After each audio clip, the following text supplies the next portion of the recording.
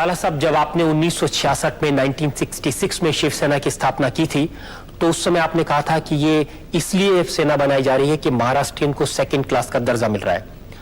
और आज 26 साल बाद भी जो आपकी पॉलिटिक्स है वो इसी सेकंड क्लास सिटीजनशिप पर आधारित है। आज आप कहते हैं कि हिंदुओं को इस देश में सेकंड क्लास सिटीजन बनाया जा रहा है। पहले गुजरातियों पर आपका हमला था, साउथ इंडियंस पर हमला था, आज मुसलमानों पर है। नहीं, ये सरासर गलत है।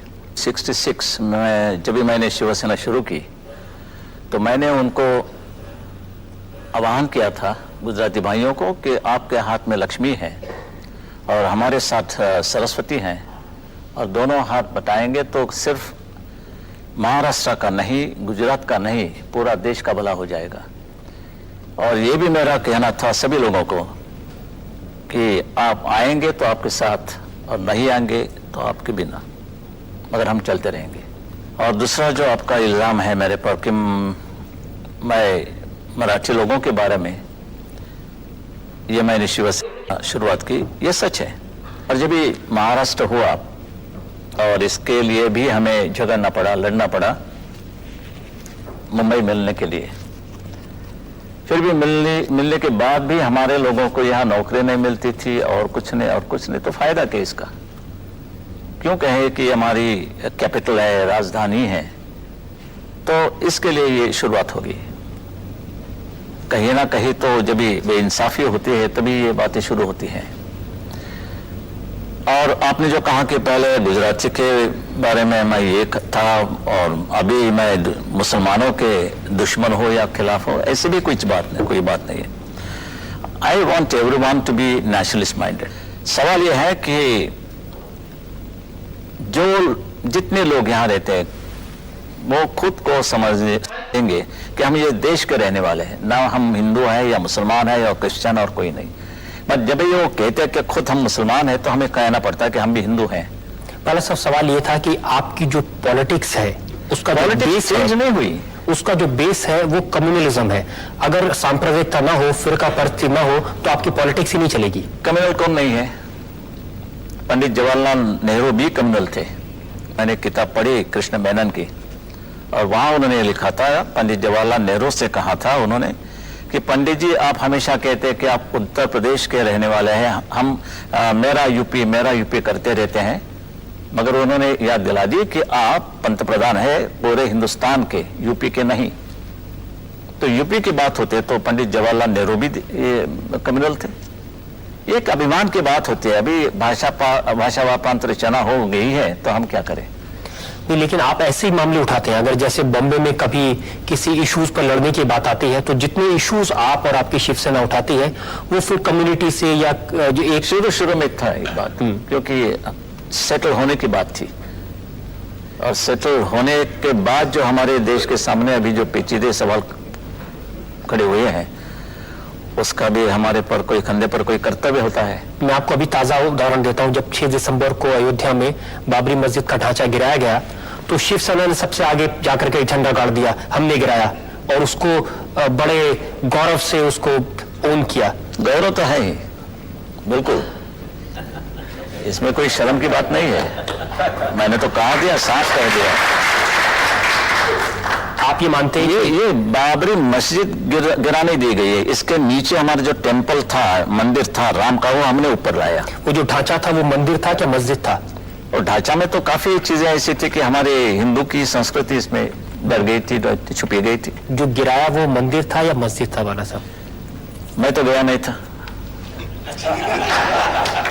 और इसके लिए ऊपर क्या था नीचे क्या था मुझे इतना तो मालूम है। नीचे हमारा मंदिर था और कहीं पोर्शन था वो हिंदू संस्कृति की एक सिंबॉलिक बात थी। लेकिन लोग कहते हैं शिवसेना का तो वहां एक भी आदमी नहीं था। ना, ऐसे कैसे हो?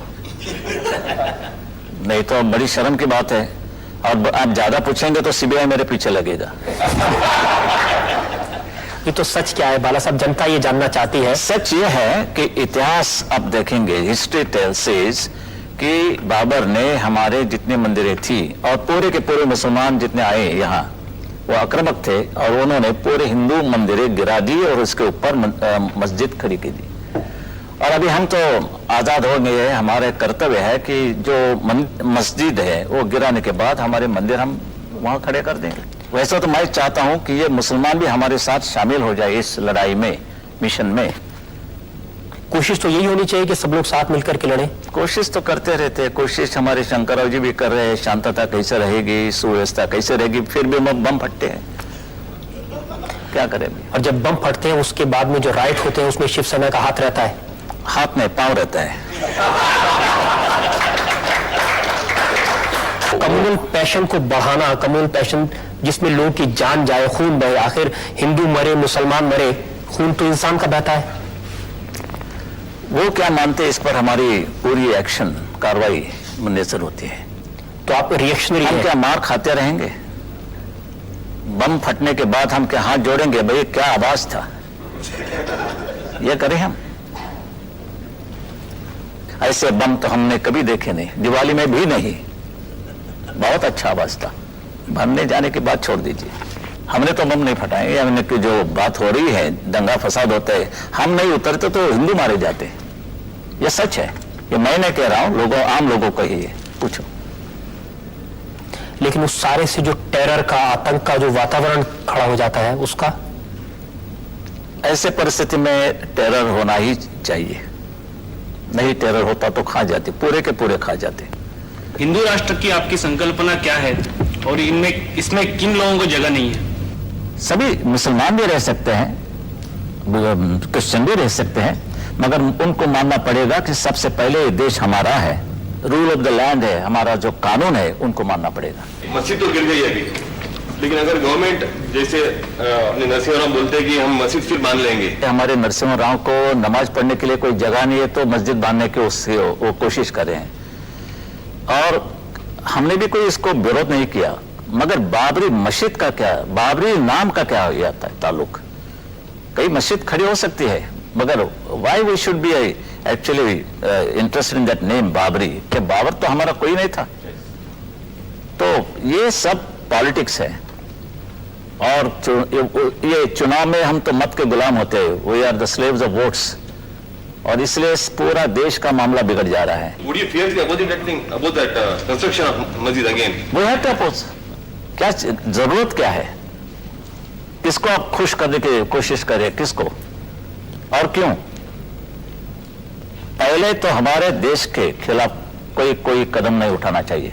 Nothing at the cost of my nation, mind you, ये हमारा धोरण है। और ये मेरा जो हिंदुत्व है, ये हमारा राष्ट्रीयत्व है, और ये राष्ट्रीयत्व इस देश में गुनाह हो तो मैं बार बार करूंगा, मरते तक। आप उनके बारे में कह रहे हैं, वो भी आपके बारे में कह सकते हैं, भावना नहीं है उनके पॉलिटिक्स के लिए आप ये कर रहे हैं। पॉलिटिक्स की बात करें तो मैं आपको यहाँ वचन देता हूँ, प्रॉमिस करता हूँ कि मैं चुनाव नहीं लड़ूंगा। और क्या चाहिए आपको? लेकिन आपकी पार्टी तो उसका फायदा उठा करके पावर में आने की चुनाव कोशिश मेरा करेगी। कोई ऑक्सीजन नहीं है, इस पर हम नहीं जिंदा रहते हैं। बस हम काम करेंगे, समाज सेवा करेंगे, ये मेरा वचन है आपको। मैं पॉलिटिक्स में ये बात नहीं, मैं सिर्फ लड़ रहा हूं हक से। मेरे देश की हालत देखने के बाद हमें इतना दुख होता है कि हमारा क्या रहा है।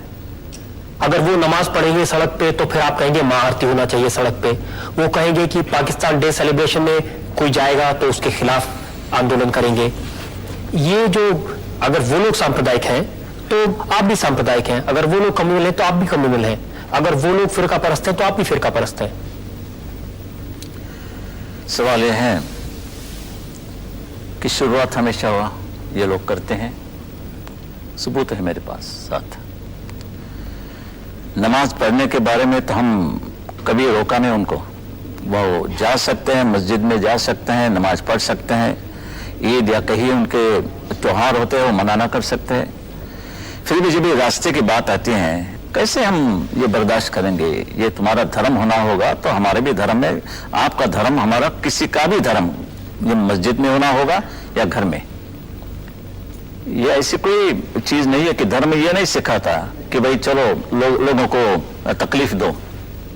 मगर जब ये गवर्नमेंट की जो चाल है वो हमने देखी कि भाई इतना होने के बाद भी पुलिस वाले भी रूट बदलते हैं, या चलो नमाज पढ़ रहे हैं तो ठीक है, रूट क्यों बदला?